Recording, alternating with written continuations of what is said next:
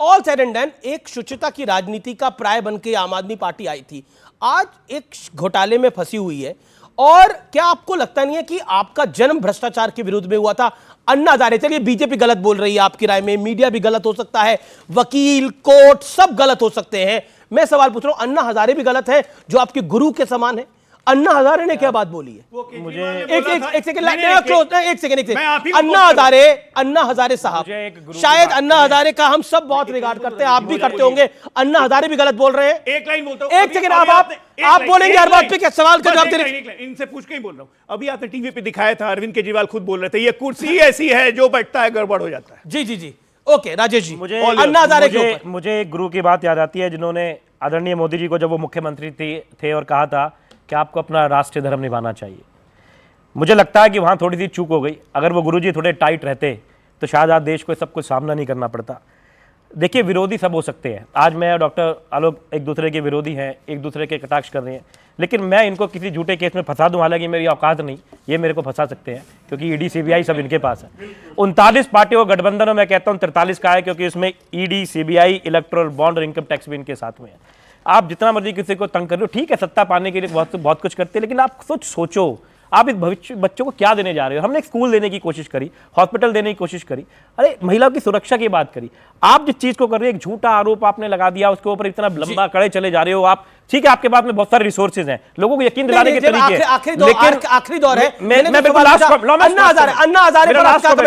Last comment है, मैं उस पर कुछ नहीं कहना चाहता, लेकिन मैं जो कहना क्यों नहीं कहना चाहते? मेरी मर्जी है, मेरी मर्जी है, क्योंकि अन्ना हजारे पे नहीं आप कुछ कहना चाहते? मेरी बात सुनो, जैसे आप मेरे मुंह में डाल रहे हो, उनके मुंह में नहीं डाला। अन्ना हजारे पर आप कुछ नहीं कहना चाहते? मेरी बात सुनो, अरे मेरी बात सुनो, मैं ये कह रहा हूं, अन्ना हजारे गलत कह रहे हैं, सही कह रहे हैं। एक बात कह रहा हूं, इन सब बच्चों को डॉक्टर साहब, इन सब बच्चों को नहीं, यार ये कोई बात थोड़ी है, सुन लीजिए, अन्ना हजारे क्या कर रहे हैं? कुछ नहीं कह अन्ना रहे, हजारे बिल्कुल गलत कर रहे हैं। कहां खोज कर लाई ना, कहां थे अभी तक, कहां थे वो जब भाजपा कुछ बोलती है तभी क्यों बोलते हैं? पहले आकर बोलना चाहिए था।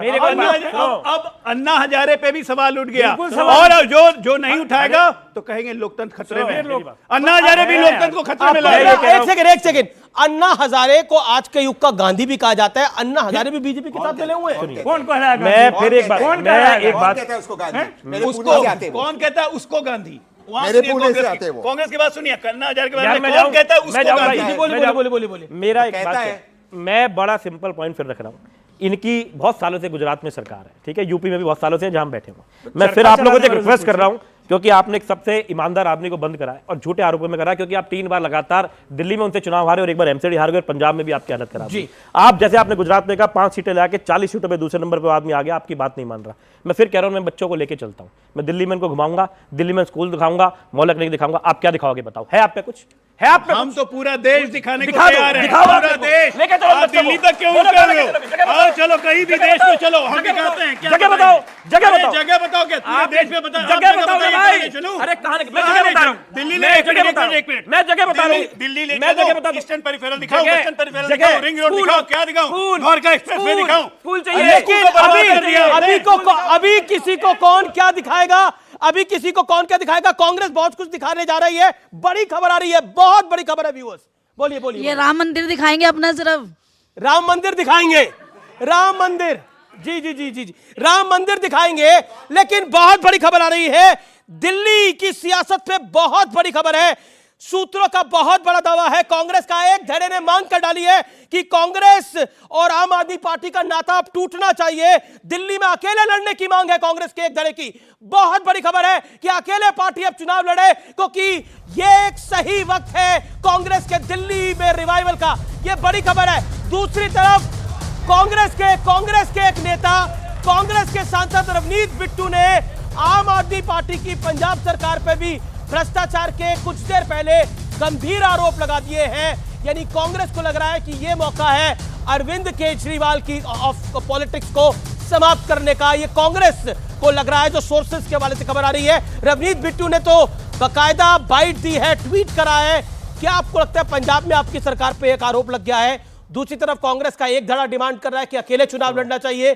क्या कहना चाहते हैं? देखिए, मैं ये जानता हूं कि प्रियंका गांधी जी ने कल एक ट्वीट करा, राहुल गांधी जी ट्वीट कर रहे हैं कि केजरीवाल जी के साथ में गलत हो रहा है। आप पता नहीं किस किस सूत्र की बात कर रहे हो, अपने को तो पता। जी, मुझे भी नहीं पता, इनको भी नहीं पता, उनको भी नहीं पता कौन है भाई वो सूत्र। ठीक है, आप मतलब आपका अलायंस है, आपकी राय बिल्कुल पूरा है, पक्का है, ठोक और के पंजाब में नहीं है, पंजाब में नहीं है, हाँ पंजाब में नहीं है, पंजाब में नहीं, फिर पहले और दूसरे नंबर की पंजाब में पार्टी, नहीं है, चौथे नंबर की पार्टी के खिलाफ लड़ ले। पंजाब में नहीं है। गिनती बहनी का मतलब लड़ाई, मतलब बीजेपी से लड़ाई लड़ने के लिए आप कांग्रेस के साथ एक है, यही है ना सीधी बात। जो अभी देश के ओके संविधान की फाइनल मैं सेकंड कह रहा हूं घमंडियों के बारे में, ठीक है ना, कि नरकों में ठेलम ठेल, यही लोग का हाल है। ये नरक में है, उस पर भी आपस में ठेलम ठेल कर रहे हैं कि मुझे आगे। भैया नरक में नहीं है, हम भारत में, भारत को नरक कह रहे हो आप? अरे आप यही नरक करते में हैं, हो, भारत नरक नहीं है, तुम यही करते हो। हम भारत में, भारत तुम यही करते हो, तो मैं शब्द पकड़ते हो, ऐसे शब्द पकड़ते हो तुम। जी नवल किशोर भाई को मौका दीजिए। देखिए, ये आम आदमी पार्टी और बीजेपी के चक्कर में आज डिबेट करो, भारत को नरक क्यों कहा?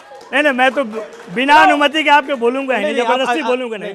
मैं सिर्फ दो बात कहना चाहता हूं। जरूर ये बोल रहे हैं कि जहां देखिए पूरे देश में मोदी बना मुद्दा चल रहा है और इसके उदाहरण बिहार ने दिखाया है। 17 साल में कोई नौकरी नहीं दिया, 17 महीने में पलट गए। सुन लीजिए पहले तो 17 महीने में 5 लाख नौकरी देकर दिखाया, नंबर 1। नंबर 2, जो भारतीय जनता पार्टी 2010 में कहती थी गोपीनाथ मुंडे की जातीय जनगणना होनी चाहिए, वो पलट गई, हमने करके दिखाया। मुद्दा बना मोदी हो रहा है और यही इनके कठिनाई और परेशानी का कारण है, इसीलिए ये सब काम करें। और कोई फाइनल वर्ड एक सवाल मैं आपसे सबसे लेता हूं और आप ही से भी तहसीन। पहला, क्या अरविंद केजरीवाल को इस्तीफा देना चाहिए? देखिए, जो सुचिता कहती है उसमें कोई शक नहीं है, लेकिन जिस तरह का माहौल भारतीय जनता पार्टी ने बनाया है, वैसे तो आपको भी टीवी छोड़ना पड़ेगा जी। लेकिन किंतु परंतु बहुत हुआ। अब चुपचाप से इस्तीफा दें, आज अपने घर में जाएं तिहाड़। देखो, मैं फिर कह रहा हूं, मुझे नहीं लगता कि उनको देना चाहिए। दिल्ली के लोगों ने उनको चुना है। अगर एलजी हटा देंगे, एलजी हटा देंगे, होम मिनिस्टर हटा देंगे, वो तो फिर आप यही तो हम कह रहे हैं कि दिल्ली की जनता की कोई सुन ही नहीं रहा, एलजी साहब चला रहे हैं। Kejriwal should resign as per you. एक चीज, एक ही राष्ट्रीय दल है जिसका अध्यक्ष जेल में गया कैमरा पे चंदा लेते हुए, वो था भाजपा बंगारू लक्ष्मण, वो जेल के अंदर गए, कॉन्विक्ट हुए। दूसरी चीज, एक बात पूछे, जब वे भ्रष्टाचार के विरोध बात करते, मोरबी में ब्रिज गिरा, 50 बच्चे मरे, वो आदमी आज तक अरेस्ट हुआ। ये पूछे सबसे ज्यादा शराब किस स्टेट में बिकता है, वो गुजरात के अंदर बिकता है, और कितने लोगों की मृत्यु हुई, कौन अरेस्ट हुआ, पूछिए सवाल। लेकिन ये बड़ी इंटरेस्टिंग बात बोली तहसीन पूनावाला ने कि बंगारू लक्ष्मण बीजेपी के राष्ट्रीय अध्यक्ष थे, उन्होंने रिश्वत ली और वो रंगे हाथों पकड़े गए। लेकिन उसके बाद बंगारू लक्ष्मण का क्या हुआ? बंगारू लक्ष्मण को उसके बाद उनके पद से हटाया गया, बंगारू लक्ष्मण को उसके बाद गिरफ्तार किया गया, बंगारू लक्ष्मण को उसके बाद राजनीति से विदा कर दिया गया। बेशक इसमें कोई दराई नहीं है कि बंगारू लक्ष्मण भारतीय जनता पार्टी के थे, लेकिन बंगारू लक्ष्मण को जब पकड़ा था तब भी मैं पत्रकारिता कर रहा था और बंगारू लक्ष्मण को साइडलाइन कर दिया था बीजेपी ने। लेकिन आज अरविंद केजरीवाल को सीएम बनाने की वकालत हो रही है। पॉइंट यही है, मैं फिर कहता हूं, हर पॉलिटिकल पार्टी गलती करती है, हर पॉलिटिकल पार्टी में खामियां होती है, लेकिन अपनी कमी को, अपनी खामी को कौन ओवरकम कैसे करता है, वो सोचने वाली बात है। जैसे अक्सर जीवन में कहा जाता है कि जीवन के लिए एक बहुत अच्छी लाइन है कि संघर्ष तो सबके जीवन में होता है, मुश्किल दौर तो सबके जीवन में आता है, लेकिन उस मुश्किल दौर को कौन कितनी सहजता से पार कर लेता है, वो महत्वपूर्ण होता है। इमरजेंसी तो इस देश में लगी, और इमरजेंसी लगी तो नरेंद्र मोदी भी जेल गए, अटल बिहारी वाजपेयी भी जेल गए, लालू यादव भी जेल गए, मुलायम सिंह यादव भी जेल गए, लाल कृष्ण अडवाणी भी जेल गए। इमरजेंसी याद कहा जा रहा है, अघोषित इमरजेंसी है। तो क्या आम आदमी पार्टी में और विपक्ष में आम आदमी पार्टी में इतना दम नहीं है कि वो अपने बलबूते पे खड़ी हो पाए? ये सवाल जनता उनसे पूछेगी, जनता उनसे पूछेगी। इसलिए मैं कहता हूं, कथनी और करनी में जब आप फर्क रखते हैं तो आप यानी जनता जनार्दन सब जानती है। फिलहाल इतना ही, नमस्कार, जय हिंद, वंदे मातरम।